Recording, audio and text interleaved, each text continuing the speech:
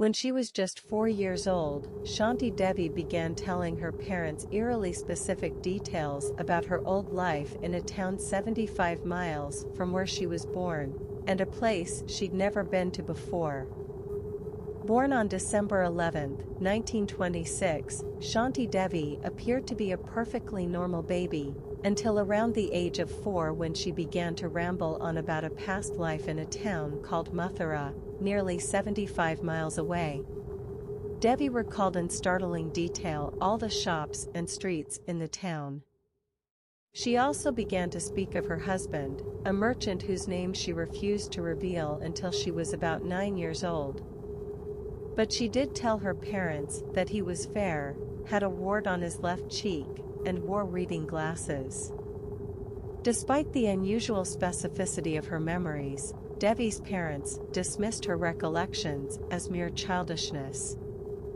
But when Devi revealed that her husband's name was Pandit Kedarnath Chaub, sometimes referred to as Kedarnath, a friend of the family decided to find out if there was any truth to what she'd been saying. The friend sent a letter to a merchant named Kedarnath in Mathura to inquire about Devi's unusual memories. To the friend's surprise, Nath wrote back confirming all the details. Nath also agreed to send a relative to Devi's home to gauge the situation. In an effort to test her knowledge, the relative was brought before Devi first and introduced as her husband. Devi was not fooled and said that no, this was her husband's cousin. Shocked, Nath and the child he had with Lugdi, now 10 years old, entered the home themselves.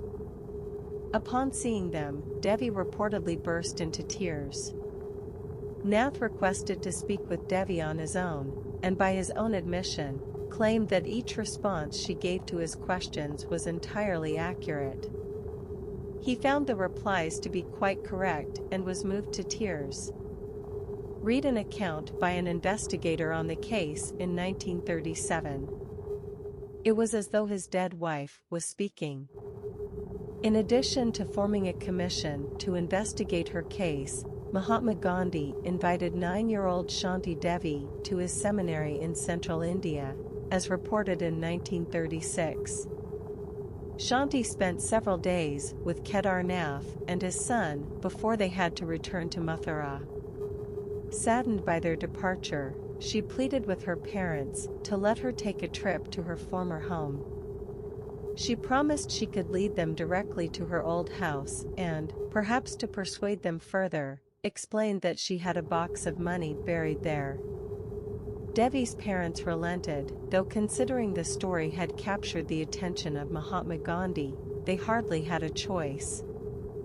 The famed Indian leader set up a commission to investigate the astonishing case, and in November of 1935, a dozen researchers joined Devi and her parents on the 3-hour train ride to Mathura. As one of the investigators recounted, once getting out of the railway station, the girl was put in the front seat and our carriage went ahead of all others. Necessary precautions were taken that no pedestrians should be allowed to lead the way. The driver was instructed to follow the route indicated only by the girl, without caring as to where he went.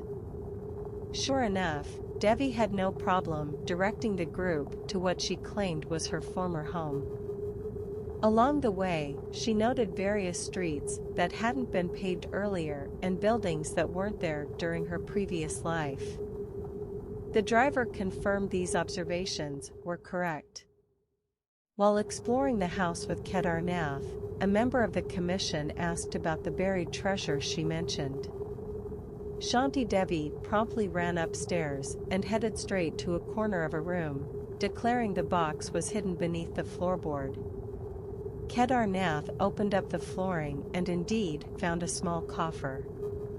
It was empty. Shocked, Shanti Devi began looking inside the hole, certain the money was there. Kedarnath then admitted that he had taken the cash after his wife's death. Devi's reunion tour of Mathura continued to her former parents' house. She not only recognized it but was also able to identify her old father and mother in a crowd of more than 50 persons, one of the investigators wrote.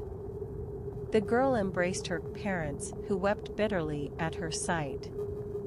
Though she wished to stay in Mathura longer, Devi's current parents and the investigators were soon headed back to Delhi. In their report, the commission found no rational explanation for what they witnessed. Shanti Devi never married and lived with her parents until her death. Not only was Devi able to recall her life before, it seemed, but she also had an explanation for the afterlife. In 1936 and 1939, she relayed her experience in death to skeptics and hypnotists alike. She claimed that at the time of her death, she felt dizzy and enveloped in a profound darkness before a flash of light revealed 4 men in yellow underwear before her.